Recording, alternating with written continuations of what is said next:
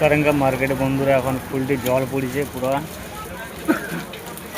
খদ্দেরপাতি নাই জল ব্যাপক। এই যে আমরা মার্কেটে আসছি ফুলপুরি ছাত্রকে নিয়ে বেরিয়েছি।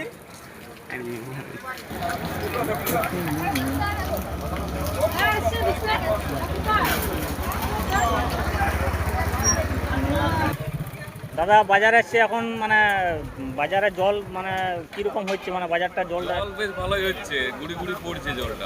এটা চাষের জল তো দার্জিলিং এ বাস করছি, যেমন মনে হচ্ছে দার্জিলিং দার্জিলিং এ বাস করছি।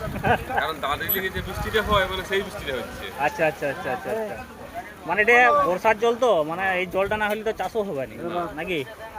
এটা চাষ হবে না এই জলটা, এই তো বললো যেমন দার্জিলিং এ বাস করছি যেমন সেই কুয়াশা শিশিরের মতো বৃষ্টি না হয়, কম না বেশি এরকম হচ্ছে আর কি? এটা কম কম হচ্ছে। আচ্ছা আচ্ছা আচ্ছা আচ্ছা।